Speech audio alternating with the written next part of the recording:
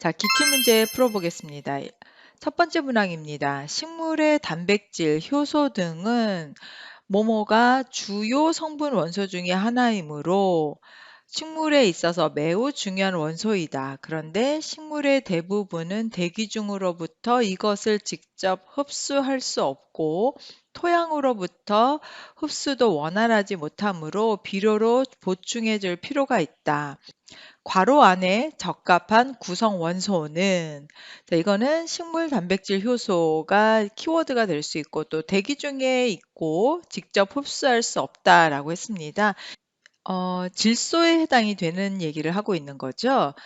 질소 같은 경우에는 식물 고유의 단백질을 가지고 있고 또 공기 중에 있는 성분이나 또는 수분으로 질소를 얻을 수가 없기 때문에 이때는 비료로 보충을 해줘야 됩니다. 그래서 콩과 식물 같은 경우에는 질소 고조 미생물, 즉 뿌리옥 박테리아 같은 것들이 공생하면서 질소를 공급받는 경우도 있지만 대부분의 경우에는 비료로 보충을 해줘야 됩니다. 그래서 여기서는 2번 질소를 선택을 해주시면 되겠습니다. 2번 다음 중 비료 공업에서 가장 중요하게 포함되는 세 가지 요소는 하고 물어보고 있습니다. 비료 공업에서 가장 중요한 것은 질소, 인, 그리고 칼륨입니다. 그래서 정답은 4번 질소, 칼륨, 인을 선택을 해주시면 되겠습니다.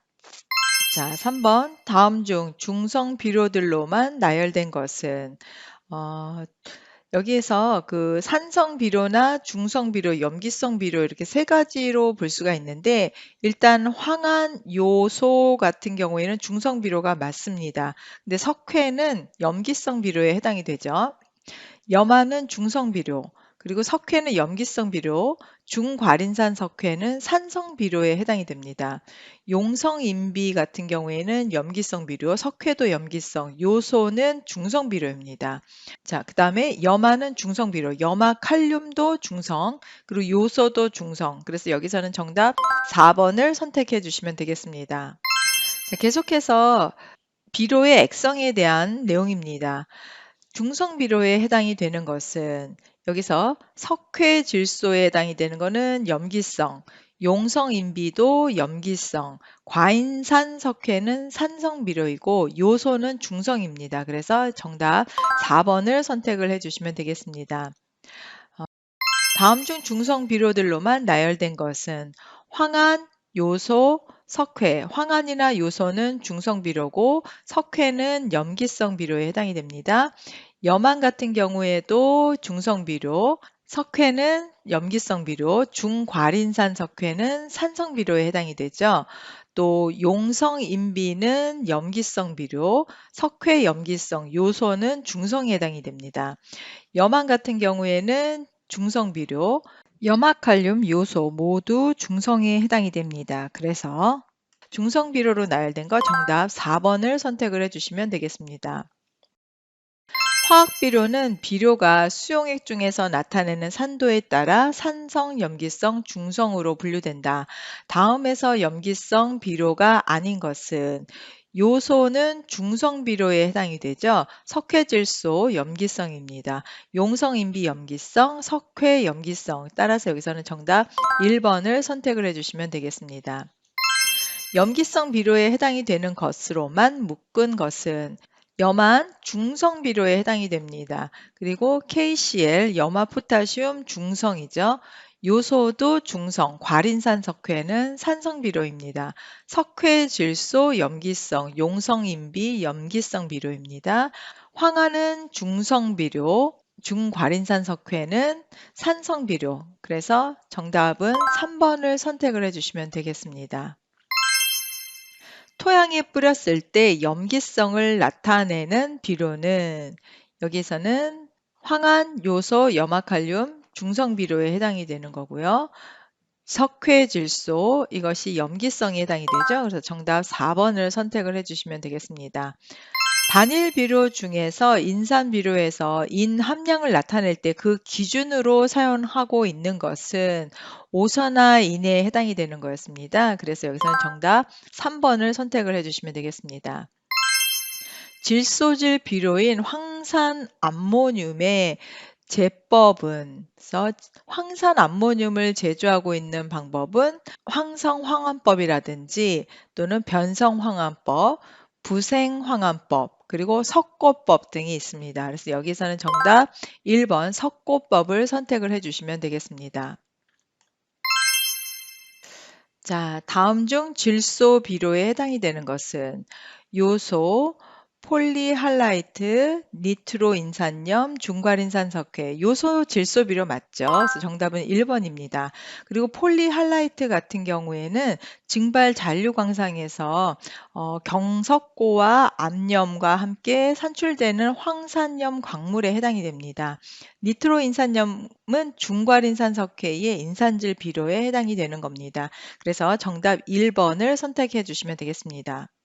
암모니아를 원료로 사용해서 제조되는 합성 질소 비료에 해당이 되는 거죠.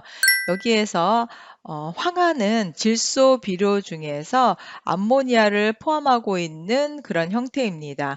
화학식으로 보면은 NH4,2에 SO4로 되어 있습니다. 이게 황산 암모늄 또는 유안이다라고 했었죠. 그래서 여기서는 정답 1번을 선택을 해주시면 되겠습니다.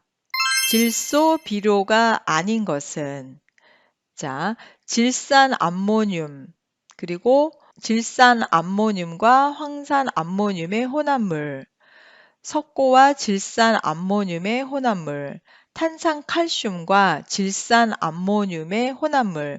여기에서 질소 비료는 암모늄태 질소 비료, 질산태 질소 비료, 그리고 질산태 암모늄태 질소 비료, 그리고 요소 비료로 나눌 수가 있습니다. 이때 석고와 질산 암모늄의 혼합물은 해당이 되지 않기 때문에 여기에서는 정답 3번을 선택을 해주시면 되겠습니다.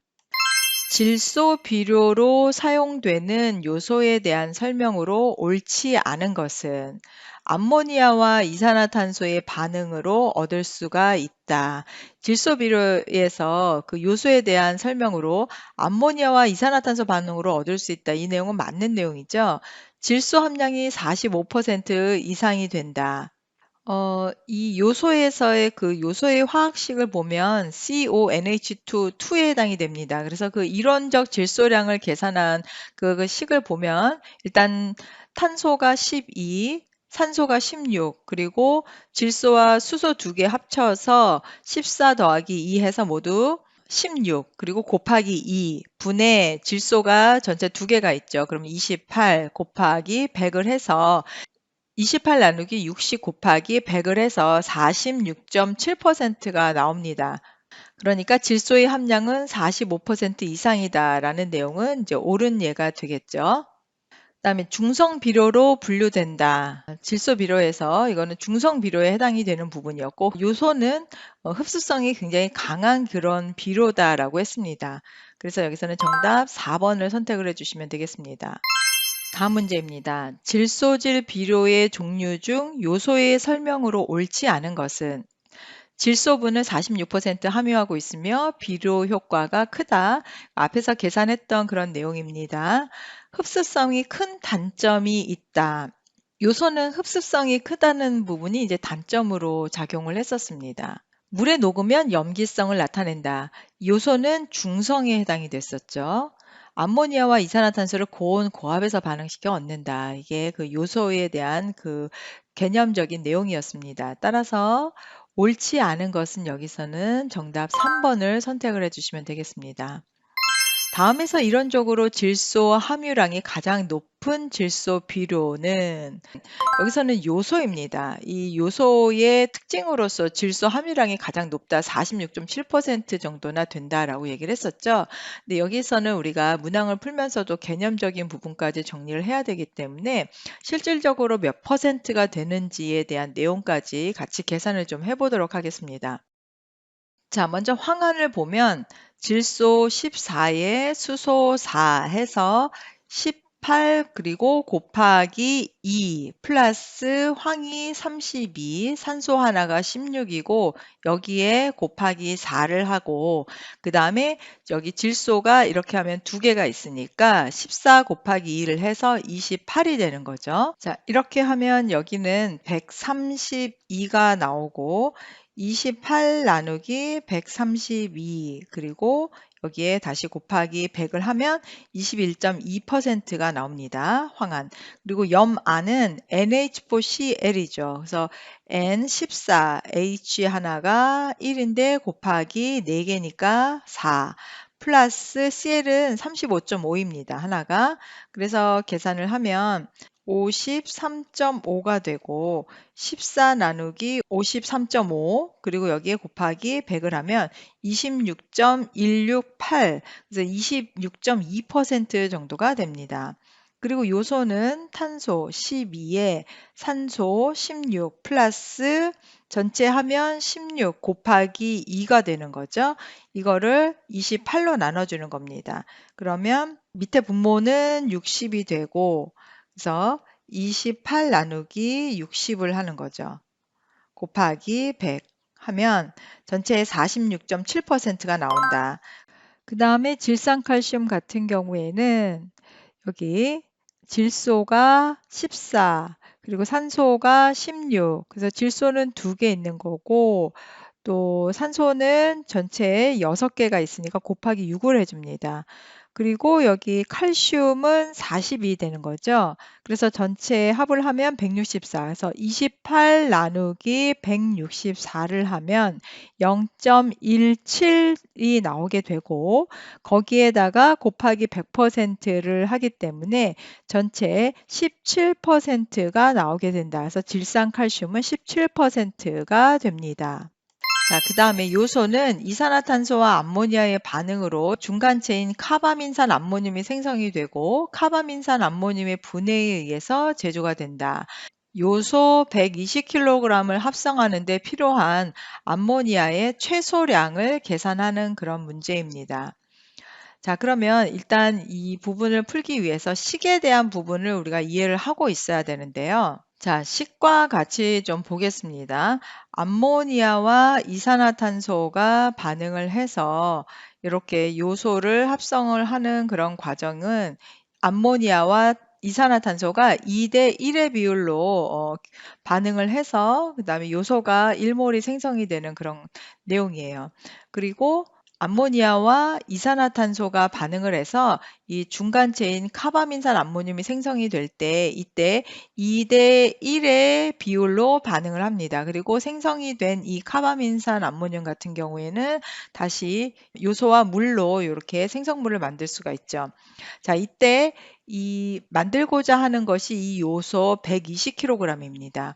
그러면 요소 120kg을 필요로 하는 것이고 실제로 이게 1몰일 때 화학식량은 얼마가 되는지를 알아야 되겠죠. 그러면 탄소는 12 플러스 산소 16 플러스 질소와 수소는 14 플러스 2고 여기에 곱하기 2를 한 값을 더해주는 겁니다.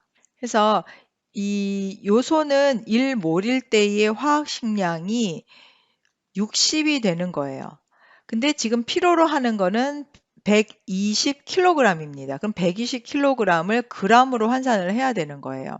그러면 이거는 12만 g이 되는 거죠. 그래서 여기다 1000을 곱해주는 거죠. 이것을 60으로 나눠주면 필요로 하는 몰수가 나오게 됩니다. 그래서 자, 이렇게 계산하면 요거는 2000. 그러니까 즉 여기가 2000몰이 돼야 된다라는 얘기예요. 여기서 필요로 하는 부분이 2000몰이다. 그럼 여기가 2000몰이면 1대 1의 비율이니까 여기도 마찬가지로 2000몰이 필요하다는 거고 그럼 여기가 2000몰이 필요하다는 것은 암모니아 같은 경우에는 4000몰이 필요하다라는 얘기입니다. 그럼 4000몰이라고 하는 거는 이 암모니아 1몰이 17이기 때문에 여기다가 17 곱하기 4000을 하는 거죠. 그러면 68,000이라는 값이 나오게 돼요. 자, 68,000g이 필요하다. 따라서 이거를 킬로그램으로 환산을 하기 때문에 68kg으로 계산을 할 수가 있습니다. 이 계산하는 과정에 대한 부분이 이렇게 식으로 정리가 되어 있습니다. 그래서 120kg을 이 요소의 1몰의 화학식량인 60으로 나눠준 것이고 그리고 이렇게 하면은 몰수가 나오고 암모니아와 그다음에 요소의 비율이 2대 1의 비율이기 때문에 그래서 곱하기 2를 해준 거고요. 그리고 암모니아 1몰에 대한 몰 질량이 17이기 때문에 17로 놓고 계산을 해준 겁니다. 여기에서는 그램으로 환산을 하지 않고 킬로그램 몰로 다 환산을 했기 때문에 어, 간단하게 68kg으로 한꺼번에 계산이 된 겁니다. 그래서 정답은 1번 68kg을 선택을 해주시면 되겠습니다. 자, 유사한 계산 문제입니다. 요소 제조 공정에서 반응기로 도입된 암모니아의 50%가 이산화탄소와 반응을 해서 요소로 전환이 되었다. 요소 120kg을 생산하기 위해서 필요로 하는 암모니아의 공급량이 얼마가 되겠는가? 그래서 이거는 우리가 앞에서 풀었던 그런 문항과 유사한 그런 방법으로 풀 수가 있습니다. 그런데 앞의 문제하고는 좀 다른 게 지금 이게 50%에 해당이 되는 거였어요. 그래서 그 부분만 제외하고는 나머지 부분은 다 동일하기 때문에 앞에서 했던 부분과 같은 식으로 좀 문제를 풀면 됩니다. 뭐 복습하는 의미에서 다시 한번 본다면 자, 암모니아하고 중간 생성물, 그리고 중간 생성물에서 요소가 생성이 되고 있는 과정에 대한 식이고요. 그리고 여기에서 암모니아와 요소하고의 비율에 대한 부분입니다. 그러면 암모니아와 요소의 비율은 1대 2의 비율이죠. 근데 지금 현재 요소가 120kg이 있다라고 했습니다. 그래서 120kg을 요소 1km몰에 해당이 되는 1몰의 화학식량은 60이었죠. g으로 단위를 환산했을 때. 근데 이제 킬로몰이라고 했으니까 60kg으로 그대로 놓고 환산을 합니다. 그리고 120kg이 필요로 하고 요거를 60kg으로 1몰일 때가 60g인데 1km몰일 때는 60kg이라고 치면 2km몰이 나온다. 근데 2km몰이 사실은 필요하다라는 얘기죠. 근데 암모니아하고 요소가 2대 1, 여기가 2km몰이면 여기는 거기에 2배가 되는 거예요. 그래서 곱하기 2를 했다. 그럼 4km몰이 필요하다. 그럼 4km몰에 암모니아가 필요한 건데 암모니아 1몰일 때는 이게 17이었죠. 근데 4km몰에 해당이 되는 거기 때문에 여기다 곱하기 4 그리고 이 값을 계산을 하면 68이 되는 거고 이건 이제 킬로몰로 다 계산을 하겠습니다. 자, 68kg이 되는 거고 이때 이게 전체적으로 암모니아가 100%면 68kg으로 방금 앞에서 풀었던 문제의 해답이 되는데 이게 50%밖에 되지 않는다라는 얘기예요. 그러니까 사실은 여기에 2배, 즉 50분의 100에 해당이 되는 2배에 해당이 되는 값을 곱해야 그래야 68kg에 해당이 되는 효과를 얻을 수가 있다라는 얘기죠. 그래서 곱하기 2를 하는 겁니다. 그러면 134kg의 암모니아가 필요로 한다. 그래서 여기에서는 가장 유사한 값에 해당이 되는 것을 정답 4번을 선택을 해 주실 수가 있습니다. 황산 암모늄, 즉 황안을 제조하는 방법이 아닌 것은 중화조 내에서는 반응 후에 농축 또는 원심 분리를 사용하는 공정을 한다. 요거는 이제 맞는 예죠. 황산 암모늄에 해당이 되는 그런 내용이었습니다. 두 번째, 나일론 제조 공정 중에 부산물로서 획득하는 그러한 공정이다. 요것도 이제 부생 황안법에 해당이 되는 거였습니다. 1번 같은 경우에는 합성 황안법에 해당이 됩니다. 그리고 2번 나일론 제조 공정 중에 부산물로부터 획득하는 공정. 이거는 황산 암모늄 황안법 중에서 부생 황안법에 해당이 됩니다. 제철 공정에 사용하는 코크스 또는 정류 공정 중에 탈황 공정 부산물로 획득하는 부생 공정. 요것도 이제 부생 황안법에 해당이 되죠.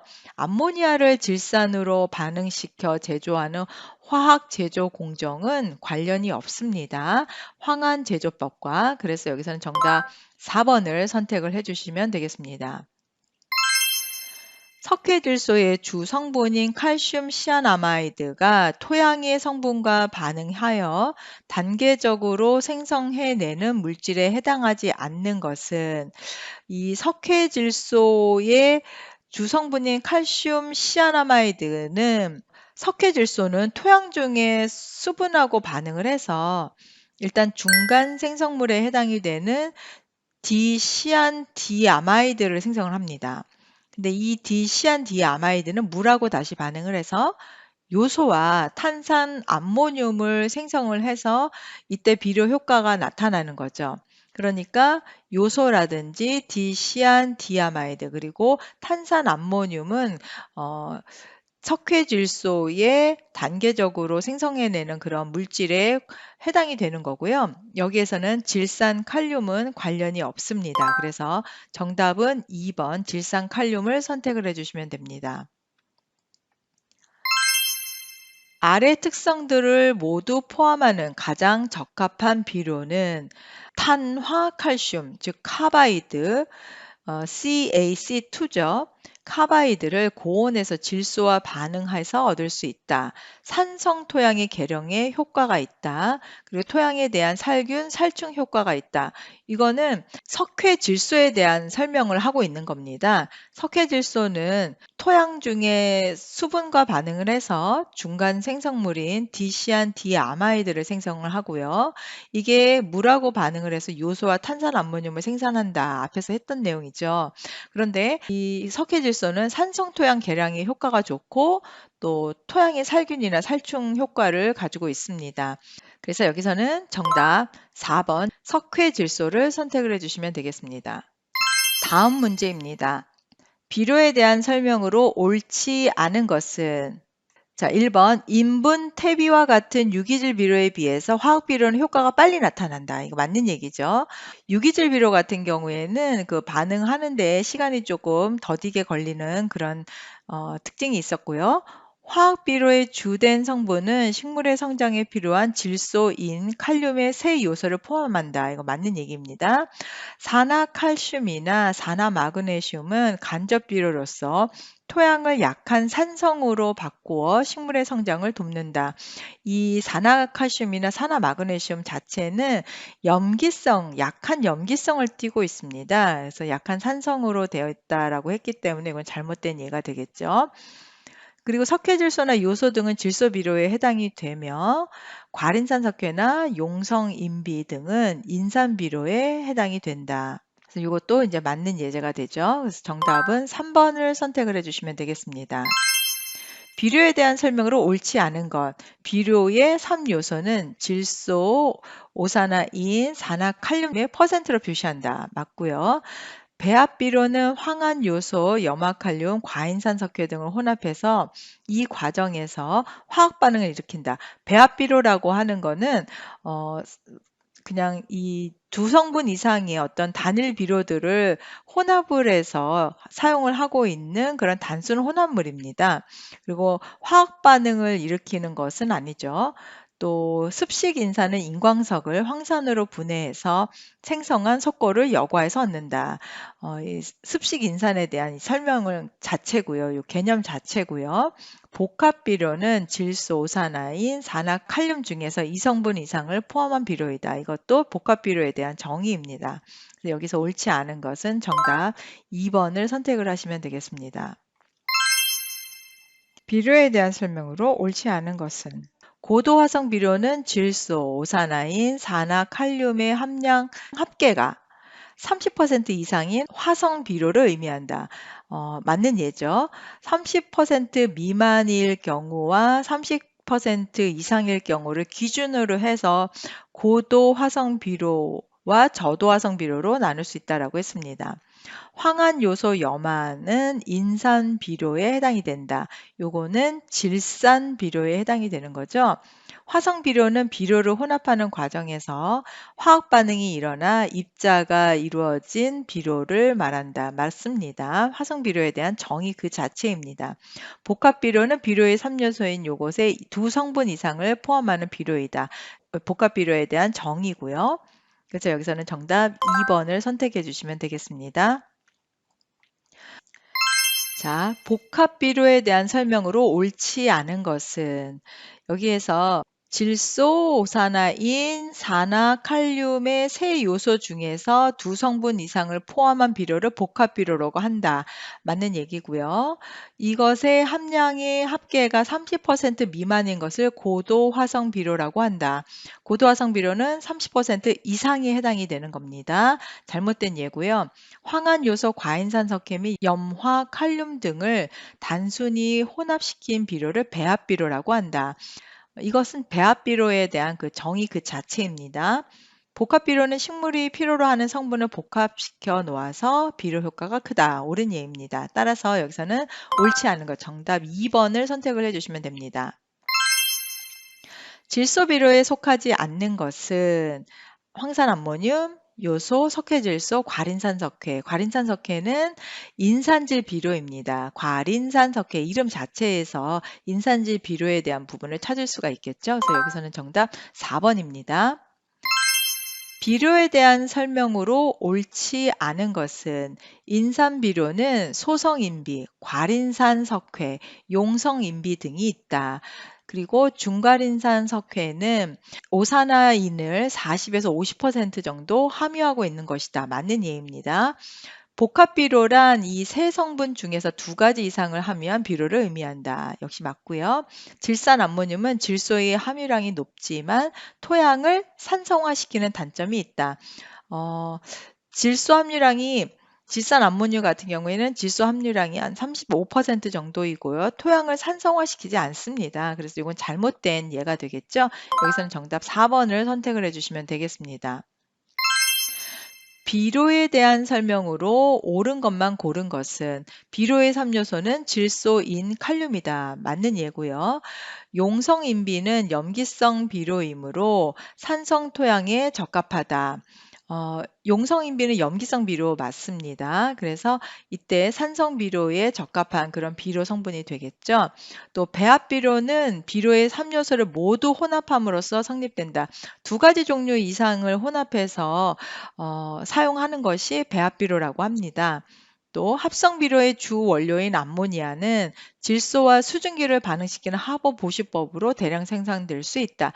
질소와 수소죠. 질소와 수소가 반응을 해서 암모니아를 생성을 할 수가 있습니다. 따라서 옳은 것만 고르자라고 했으니까 여기서는 기억 니은 정답은 1번입니다. 비료에 대한 설명으로 옳은 것은 비료의 3요소는 질소인 칼슘이다. 질소인 칼륨이죠. K. 과린산석회와 탄산칼슘을 혼합하면 화성비료가 얻어진다. 화성비료라고 하는 거는 비료를 혼합하는 과정에서 이 화학 반응이 일어나는 그런 형태를 말합니다. 과린산석회와 탄산칼슘을 혼합하면 화성비료가 만들어진다. 이 화성비료를 우리가 제조할 때는 인광석 광곡물을 만들어서 여기에 질소염이나 칼륨염을 첨가한 그런 형태로 배합을 합니다. 그래서 이거는 옳지 않은 예가 되고요. 질산 암모늄의 요소를 배합하면 흡습성이 감소된다. 이건 잘못된 예가 됩니다. 흡습성이 커지게 되는 거죠.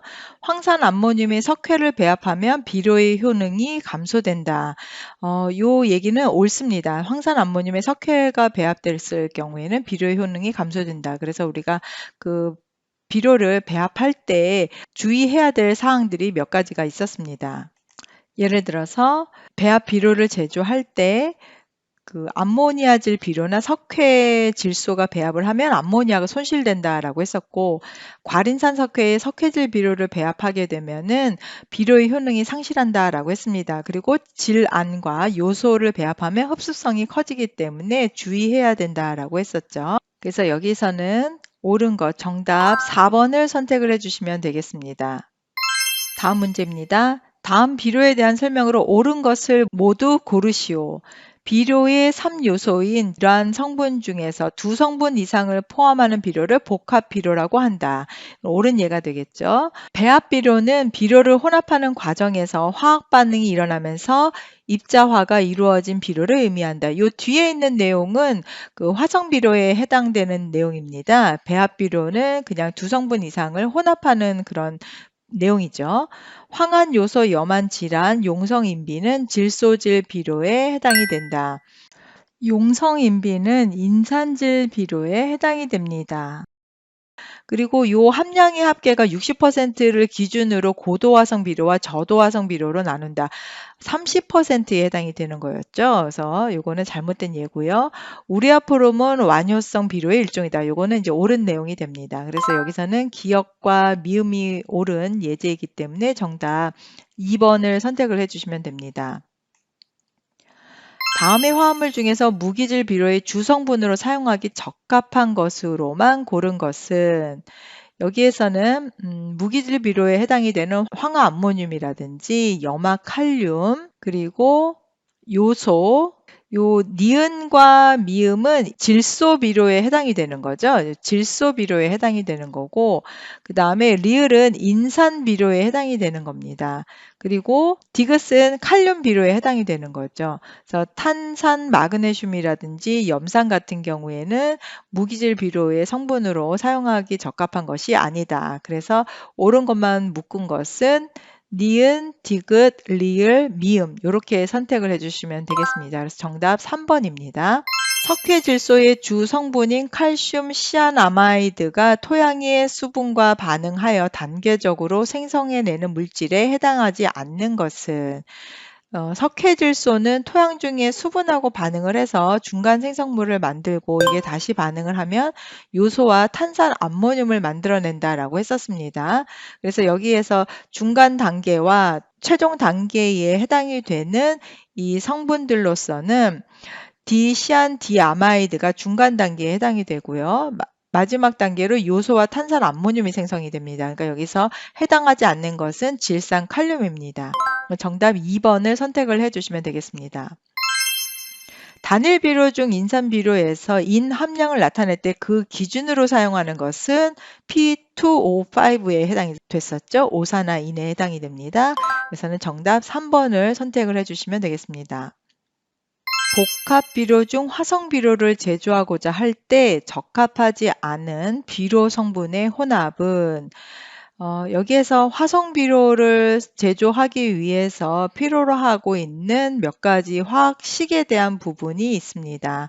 저도 화성 비료를 제조할 때 이 황산 암모늄하고의 반응이라든지 또는 염화 칼륨하고의 반응 또는 황산 칼슘과 황산 칼륨 그리고 물하고의 반응에 의해서 저도 화성 비료를 제조를 할 수가 있는데 여기에서는 수산화 칼슘과 반응하고 있는 그런 내용은 없습니다. 따라서 적합하지 않은 비료의 혼합은 2번이 되겠습니다. 그래서 정답 2번을 선택을 해주시면 되겠습니다. 칼륨 비료에 대한 설명으로 옳은 것을 모두 고른 것은 칼륨 비료 중에서 염화칼륨이 차지하는 비중이 가장 크다. KCl, 염화칼륨이 차지하고 있는 비중이 가장 크다라고 했습니다. 이건 옳은 예고요.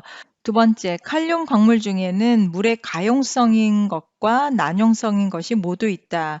보통 칼륨은 물에 대부분 잘 용해가 되고 있는 그런 특징이 있습니다. 그런데 칼륨 광물 중에서도 난용성인 부분이 있기 때문에 이것도 역시 옳은 예제가 되고요. 황산칼륨, 질산칼륨 성분도 비료로 활용이 된다. 이것도 옳은 예가 됩니다.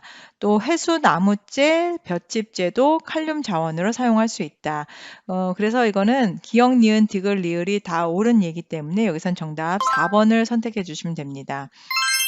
다음의 특징을 모두 갖고 있는 비료는 식물의 광합성과 단백질 합성에 필요하다.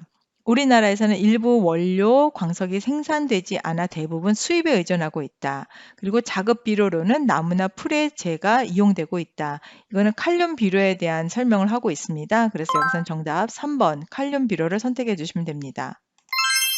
합성 비료의 주 원료로 사용되는 암모니아를 공업적으로 대량 생산할 수 있는 하버 보슈법에 대한 설명으로 옳은 것을 모두 고르면 질소와 공기 중에 수증기가 반응해서 암모니아와 부산물로 산소가 발생하는 반응이다. 이 하버법은 질소와 수소가 반응해서 암모니아를 생성하는 그런 반응입니다. 니은 질소 분자는 삼중결합에 의해 매우 안정한 상태로 존재하므로 반응할 때 촉매를 필요로 한다. 이것도 옳은 예가 되겠죠? 생성물의 몰수가 반응물의 몰수보다 작으므로 압력을 높이면 암모니아의 농도는 증가한다.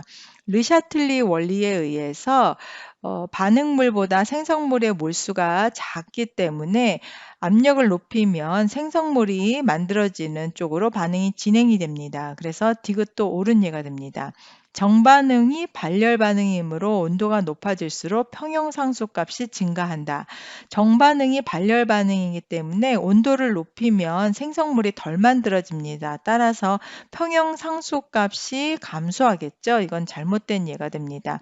여기에서 옳은 것을 고르라고 했으니까 니은 디귿 정답은 3번을 선택을 해주시면 되겠습니다.